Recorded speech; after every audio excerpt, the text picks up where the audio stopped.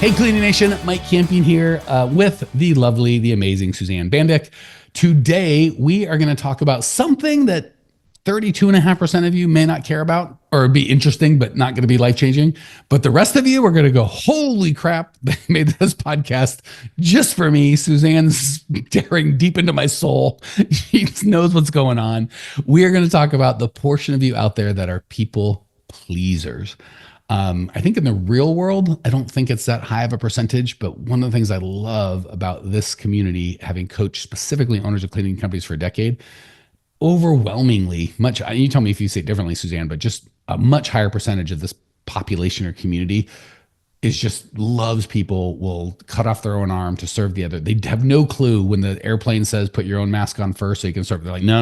I got to put on everybody's mask. And they die. And hence that's why we want to talk about that today. So I have so many thoughts, but I'll be honest, this was Suzanne's idea. As excited as I am about it, wasn't my idea. So I'm going to let Suzanne talk first and then rudely interrupt her for the next 20 minutes. I think we've set a clear foundation of what people can expect, Suzanne. For those of you that are wondering or guessing, I am not a people pleaser. I probably need to be more of a people pleaser. And if we could, I know you've got some things you want to share and I want to hear them, Suzanne, but I'm going to hit you with the curveball if I may. You are one of the nicest, most considerate people I know that I would not classify as a people pleaser. So I would love just from if you don't mind, a personal, I have a feeling you were, and you kind of kept the good parts of that and eliminated, I don't know, you tell me, but you seem like you should be a people pleaser, but you just seem super nice, but not people pleasing. I'm like, how can that be? So give us your own thing and then I'll let you talk about whatever you were going to talk about. Thank you, Mike. That's a great compliment. And I'm actually going to discuss at the end the ways to stop and take your power back. And guess what? I have 6 things to do, and they're exactly the things that I do. Holy heck. So just so we'll talk about the end. Do you feel like you are a people pleaser, were a people pleaser, or had never been a people pleaser? Because I don't think I've ever been. My wife, people pleaser top to bottom. How about you? Recovering, never were, or still are?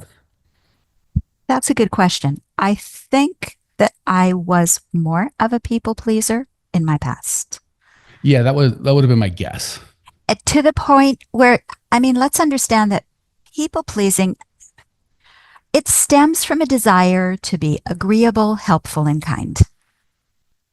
So I think a lot of us aspire to that. The question is, sometimes we go a little too far and it's detrimental to us.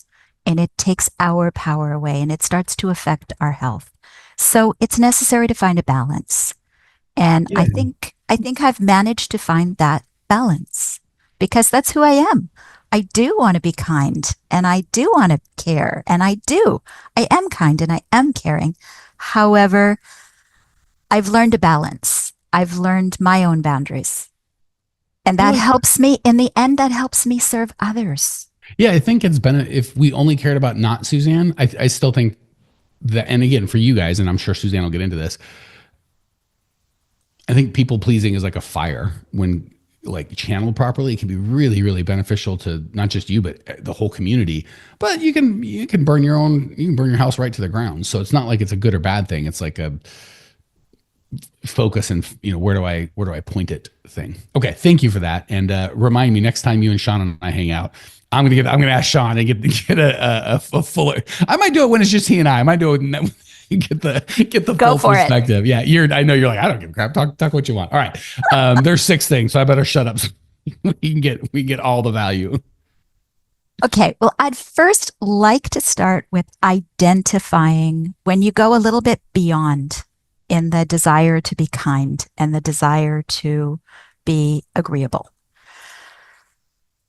What happens then, it's called putting others first. It's exactly like you talked about, the oxygen mask.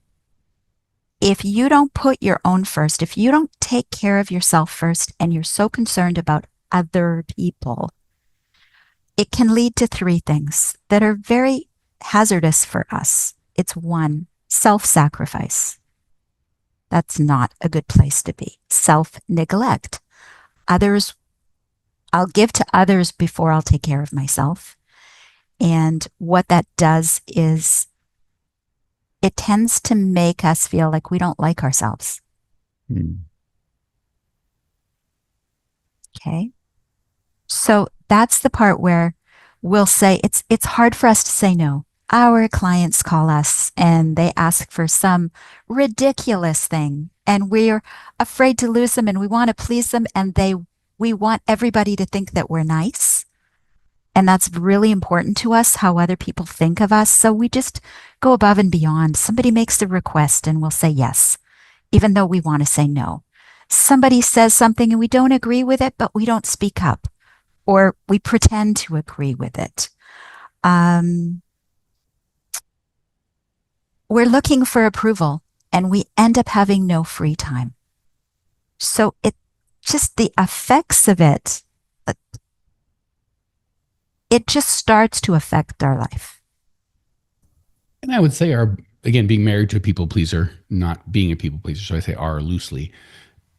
I have to be very careful with my bride because if I asked infinitely, she would nearly give infinitely, right? So I have to, make sure I'm not taking advantage of my own my own bride, and I love her. Imagine how clients and employees will take advantage who hopefully care about you, but they will have an insatiable need that you have a finite amount of to give. And often people don't realize that. So I discuss this a lot with our clients because we attract all these kind, loving They're the people best. who want to give so much. And to the point, like you said, it's almost to their detriment. They give so much that they have nothing left to give. And Oh, I'm sorry. Go ahead. go ahead. No, no, no. You go ahead. I want to. Okay. So we work with that a lot, but the effects of taking this too far, that's what we're talking about right now. Okay. People pleaser, that desire beyond all else to have others think that you're a nice person. The detriment of that is it can lead to anger and frustration with yourself and with others.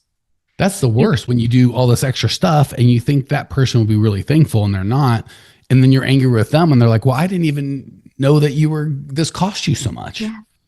People don't know because we don't tell them. Right. We just go, yeah, I'll just pile this on my plate again. And now I don't have any time for me. Now I'm resentful. You can be angry at the other person, even though you're the one that said yes, and they have no idea that they were asking too much. Yeah. From their Ye- perspective, it's a reasonable ask. And maybe without all right? the context of what else you have going on in your life, it's a reasonable ask, but they don't know that you're the mother of seven or, all the nuance that's going on in your world. So to them, it's a and to anyone, it might be a reasonable ask, but they just don't know what you got, the rest of the burden that you're carrying around. Right. So it's the anger and the frustration at ourselves, and it tends to sometimes come out at others when we don't intend it to, because sometimes things just pile up, and even the wrong person might get our anger and frustration It's the worst. because it's piled up. The next thing that happens is anxiety and stress. Are we going number two? Yeah, well, these are before I even get to the tips to stop. But Okay. yes, Because I so did, number. well, I Go wanted to ahead. define a couple terms because you Okay, mentioned twice, and I think they're very nuanced terms, and I think it'll help to define them: kind, nice, and agreeable. Because I think sometimes what people hear, and again, my definition isn't the global one, but I think it could be a little more nuanced than just the general, I'm a nice person. What does that mean? So if Suzanne is doing self-harm behavior with drugs or how she eats or a relationship or anything that, again, not just my opinion, but obviously like Suzanne is hurting herself, it would not be agreeable to bring that up. And it really depends on because she's going to be disagreeable. Let's just say drugs because that's the farthest thing Suzanne I could picture. The agreeable thing would go, yeah, the amount of cocaine, I'm so not, I don't know what that is. The amount of X drug that you're doing or using is super reasonable. And you don't have a problem because that's probably her take. So that would, I think, be the most agreeable thing. And maybe the nicest thing, right? If she's like, am I doing too much drugs? I'm going to be hurt. If you say something, it may not be nice to say, Suzanne, this is bad for you. But I think the kindest thing might be to have that conversation. So if we take it back from the extreme conversation I used, we'll use employees because Suzanne's been talking about clients, and I think we struggle with both. An employee says, "Gosh, Suzanne, my kid's sick again for the 13th time in the last 2 months. Agreeable is to say, I'll cover it. I got you. Nice, I would say, is probably the same thing, but I don't know that it's the kindest thing because Suzanne's in a really weird spot of she's like, I love my kids and I put them before this job as well she should. But that doesn't negate my need for someone that can be there. And the kindest thing, maybe even the nicest thing, but not the most agreeable thing, would be to let her go and go, hey, Suzanne, I love you and I love your kids. And I would never, ever ask you to do anything for us that's going to hurt your kids, ever. But in that same sentence, I can't ask my company to suffer for you. So it doesn't mean you're a bad person or anything. It just means you need a job that has flexible schedule that can accommodate you having last minute call outs as well I would if it was my child. And I need someone that doesn't have a lot of last minute call outs because they're going to feel awful when I'm asking you to choose between doing the right thing for us, which is important, and doing the right thing for your kid, which is penultimate. So that wouldn't be an agreeable conversation. You could argue if it was nice or not, depending on how you did it. Depending on how you do it would probably mean if it was nice or not, but it's probably going to be the kindest thing I can do for her. So just be careful when we see nice, kind, and agreeable as all one thing. When you thin slice it down a little bit, there's a time, like I would say I'm a disagreeable person. I try to be nice, but I always try to be kind. And I'm not perfect, but I think people would say, yeah, I think Mike's a kind guy. Would you say he's a nice guy? Depends on, I don't know, sometimes. Would you say he's agreeable? Almost never. Sometimes almost just he seems that you say blue, I say red, which is fine. That's my profile, and there's some strengths and weaknesses to it. But just to say he's not nice or kind or agreeable, I don't think that's accurate. And then you might see other people that are all three of those, and there's some strengths and weaknesses to that as well. That's all. A lot of people that I work with are concerned about that being nice and being kind and that agreeable. And sometimes we think, let's talk about specifically an employee that's not working out. We think, I need to let them stay because they have all these kids. There's a responsibility. They need to earn that money. And we get all freaked out that if I let them go, it's going to hurt them. What about the mindset that allowing them to leave could be really the best thing you could do for them? Or even encouraging them. Exactly what you were saying, right? Like, I don't think you're happy here. I don't think this is the best environment for you. I need to allow you to go and find what you truly love to do. Mike Campion here. Do you ever listen to the podcast and go, this is great information, I just wish I could actually get it implemented and I wish I could get some help? Well, we do that. If you would like either myself or my team's help actually coming up with a plan that's specialized to you and your business, because with these podcasts, obviously we have to be very general and we can only go 20 minutes at a time. If you'd like to jump on a call with myself or my team, go to growmycleaningcompany.com/talk. We'll jump on a call. There's no charge. And we'll help you get some absolute clarity around exactly what to do next and how to do it. The reason we don't charge for these calls is the plan that we come up with, people want help implementing that. If that's the case, we're happy to talk about it. And if it's not, that's okay too. We're happy to just help you come up with a plan. So if you want to translate the information you're learning here into an actual plan that can change your life, give us a ring, growmycleaningcompany.com/talk. Love to either myself or have one of our coaches walk you through and actually personalize the content you get here to where you're at with your business. Talk soon. All right. Last hornet's then I'm going to kick over and then we'll get right back to yours. But this conversation happened probably 25 years ago. I still remember it very clearly. It's that impactful. And it was such a throwaway, nothing conversation, but the theme below it is exactly what we're talking about. I think it'll illustrate it perfectly. I had a good friend of mine when I had a lot less money and he had more money. He was a little older and a super nice guy. And, I was young and whatever, and guys that had more money were like, oh, that's, important. I was kind of probably more into money than I should have been. But anyway, he had this beautiful cabin that he took my wife and I to and his family, and we all spent time. It was great. And weeks later, we were driving back from golf or something. And he was like, hey, anytime you want my cabin. And I was like, it'd be great. I would have loved to stay at the cabin. It was a beautiful cabin. My family and I loved it. He's like, my cabin is your cabin, brother. Like, we're never there. Anytime you want, just let me know. Or just, you don't even have to let me know. Just here's the key, like, go. And I was like, oh, no. Because I'm and I'm not a people pleaser, but in that moment I thought I was putting on my people pleasing hat, right? Like I'm going to defer. That would be rude or unagreeable or whatever. And superficially, I was like, I'm doing the right, kind, nice thing. boy, oh boy, he got me. He got right to the bottom. He goes, do you say no because you really don't want to go? Or are you saying no because you think it'll make you look bad? Or if he started with a nicer one, like offend me.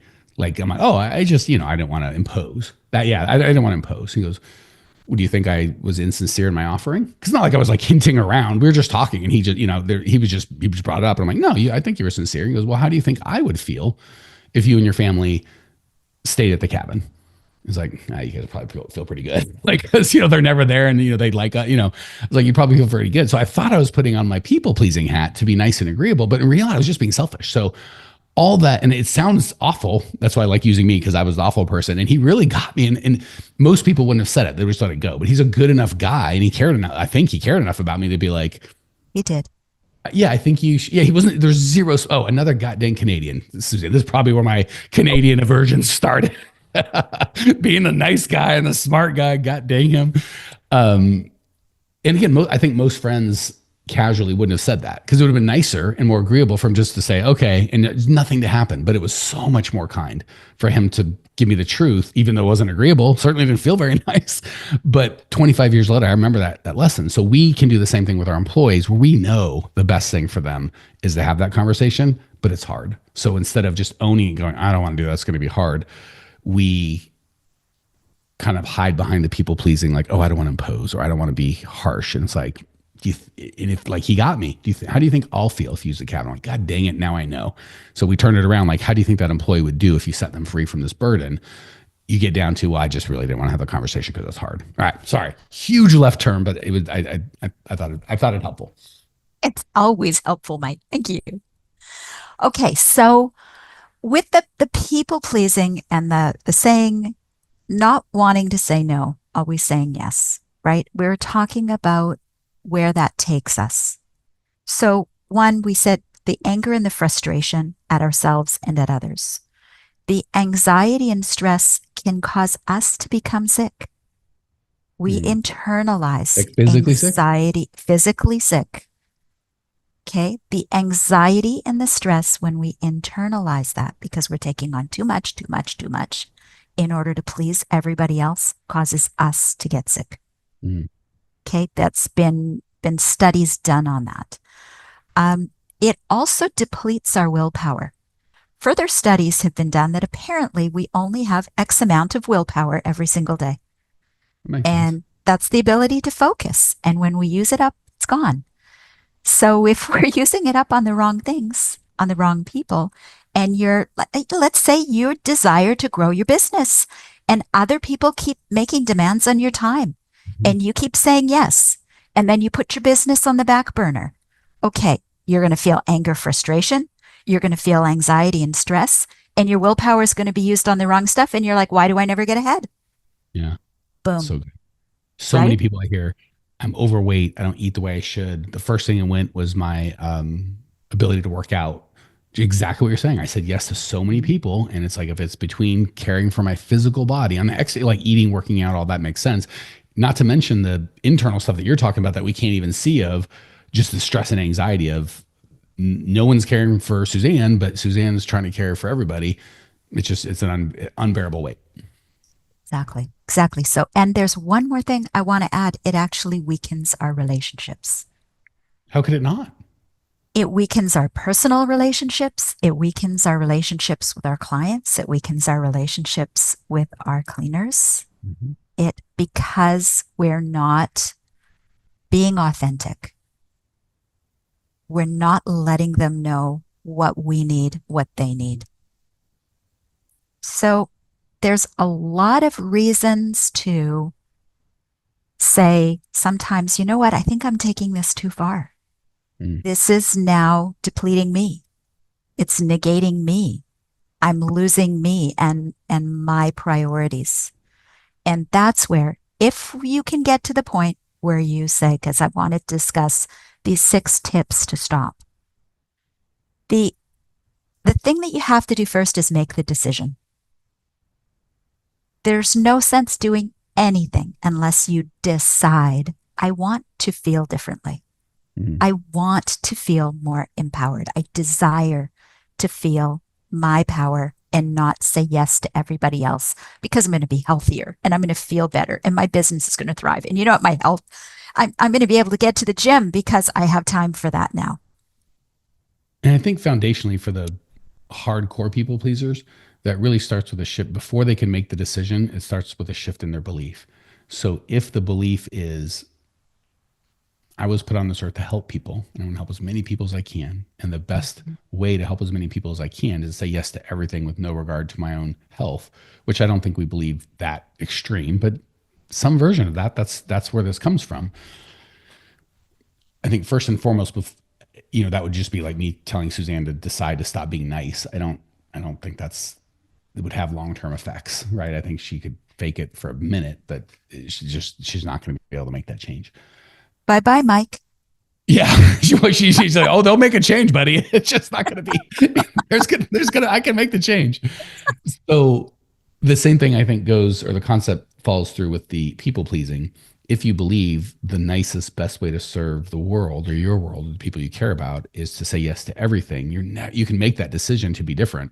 I don't think it's going to stick. So I think the first thing we have to do is, again, Suzanne made a great point, and I'm like, I'm going to convince her to not be nice. She's like, you're out. And if I said, well, when I say not be nice, I mean to your child who's got drug problems, who needs someone to really have a difficult conversation, that's not nice. And if they don't do that, they're going to die. Or yell at them in a building that needs to be fire and you need to scream bloody murder or whatever you want. Guess how quickly Suzanne can be not nice for that moment because her beliefs have changed. And again, I think she'd be being kind, but yelling or screaming or cursing or whatever I needed to do to get my kid out of the way of traffic, push him, physically throw him, like I will do anything. Not nice, but so the belief shift is what we need first. So until we can shift from the best way I can help and love the world or the people that care about me to say yes to everything, I think any decision to change will be short term. If we can change that belief to the best way I can give the most love and service to the world is to put my mask on first and make sure we're not self-aggrandizing. Like I need my feet rubbed 24/7. The world needs to, but most of you people pleasers aren't going to get that far. But just to, if I'm not healthy, I can't love and serve my people. And if I say yes to too many things, I'm going to drop a ball and that's going to hurt somebody. Or I'm going to not have the intimacy with my husband because or my kids or anybody. So I think that to make the decision, we got to shift belief from saying yes and being nice to everybody all the time is the best thing to do to help, to having reasonable boundaries is really the cheat code to serving at the level that I want. Until that belief shifts, I don't think the decision can be effectuated. Right. Mike, that was perfect. Let's put it this way, that in the decision to take care of myself, I can help more people. Right. That has to be the underlying belief. Then I think people pleasers are like, oh, I can make that commitment. No problem. They just have to believe it. It's tough. Okay. And that's it. And that's the realization. I'm going to repeat it again. If I take care of myself, I can help more people. And that's the end all, like that's the goal of the whole people pleasing thing, right? I want people to like me. Well, I can do better. They're going to like me. There's so many good things that come from it. So quickly, if you made the decision and you say, I want to become better at taking care of myself so that I can help others the way I'm really capable of within reason.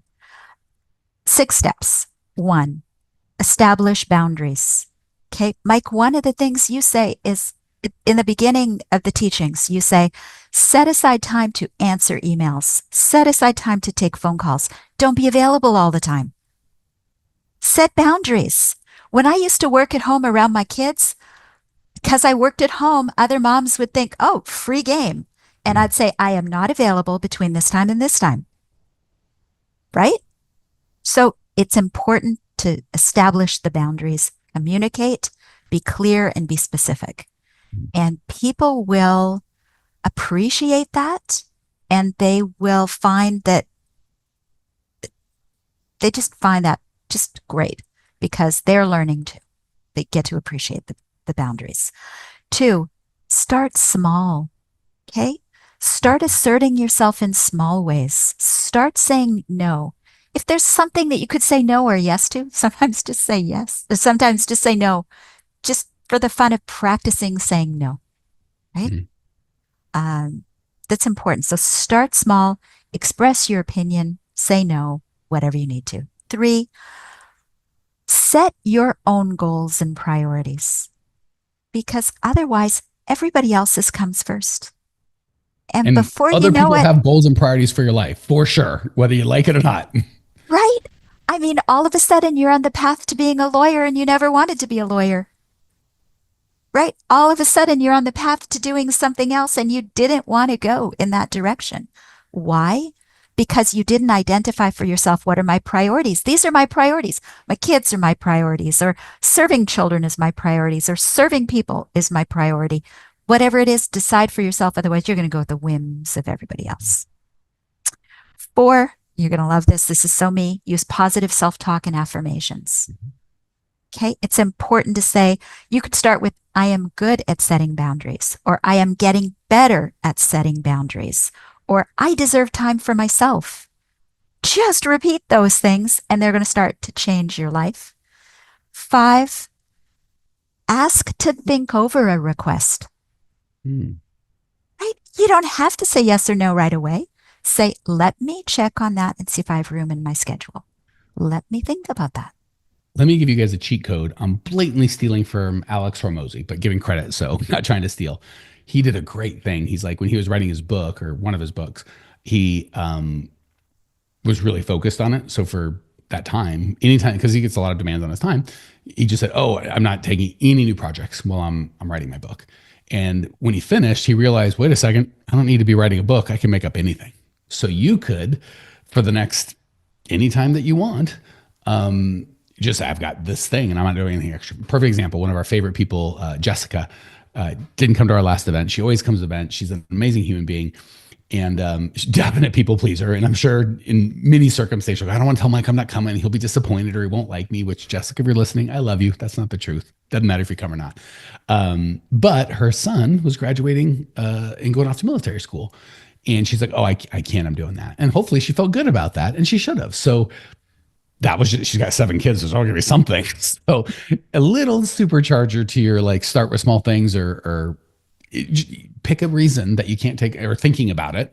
You could also say, for the next week or 2, I'm not taking any new projects, or I have to say no to things for this one reason, whatever it is, doesn't matter what it is. And if that makes you feel better, and Jessica had no thoughts when she's like, oh yeah, of course I would do that as well. So work for both of us. Perfect. And that ties in perfectly with the last one. Number 6 is be decisive with a no decision. No excuses needed. Okay. Landmark Forum does something. They'll say chocolate vanilla for ice cream. Chocolate vanilla, choose. And you choose. And then they'll say why. Why? 20 times you've had to come up with a million reasons why you choose chocolate. Mine is chocolate. The right answer, obviously. And then thank you. That's why we're friends. And then you get to the part where, you know what? It doesn't matter because I choose.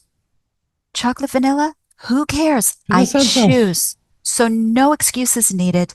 Make your decision, be decisive, and just say it. Suzanne, big virtual hug. I love these conversations. Thank you for joining us, Cleaning Nation. I'll leave you with one thought. It is better for people to love you forever than to like you right now. I found that. Okay, sometimes my clients may not like me in the moment, which doesn't feel great. I'd prefer they like me, but as long as they love me in the long term, wife, kid, any relationship. So feel free to use that as it's worth.